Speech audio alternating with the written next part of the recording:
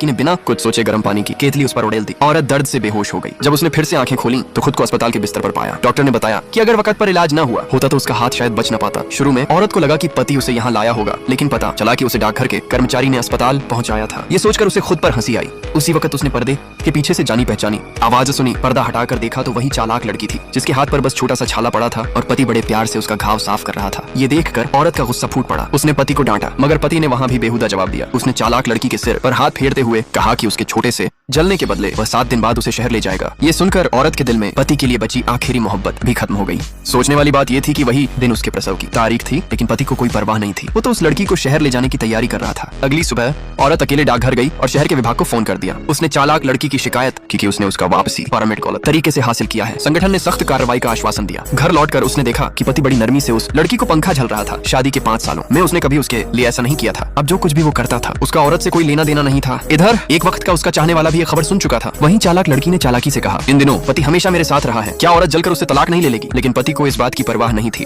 उसे लगा कि औरत उससे बहुत मोहब्बत करती है और कभी उसे छोड़ नहीं सकती। उसी वक्त औरत दरवाजे से अंदर आई। उसने देखा कि पति उसके माता पिता द्वारा भेजा गया पौष्टिक सामान उस लड़की को खिला रहा था। जब उसने उसे टोका तो पति ने बेशर्मी से कहा, वो लड़की जल्द ही शहर जाकर इम्तिहान देने वाली है, उसे ताकत की जरूरत है। औरत ने बिना कुछ कहे वो सामान छीन लिया और जाने लगी। तभी चालाक लड़की ने उसे जोर से धक्का दिया। उसका पेट मेद से जाम टकराया और दर्द से उसकी जान सूख गई। उसे तुरंत लगा कि कुछ गड़बड़ है। उसने घबराकर पति से कहा कि उसे अस्पताल ले चले। पति ने पास के दादा से ठेला उधार लिया, लेकिन तभी लड़की ने सिर दर्द का बहाना बना दिया। पति ने बिना देर किए औरत को छोड़कर लड़की को गोद में उठा लिया। जब औरत को होश आया वह अस्पताल में थी। उसे वहाँ पहुँचाने वाला उसका पुराना चाहने वाला लिन शांग वेइन था। बच्चा सुरक्षित था। ये जानकर उसका बोझ हल्का हुआ। उसने तलाक का कागज उस चालाक लड़की के कमरे के दरवाजे पर रख दिया और वहाँ से चली गई। पति ने जब वो तलाक का कागज देखा उसने उसे गंभीरता से नहीं लिया। उसे लगा कि ये सिर्फ औरत की जलन है। फिर वह चालाक लड़की को लेकर बाहर घूमने निकल गया।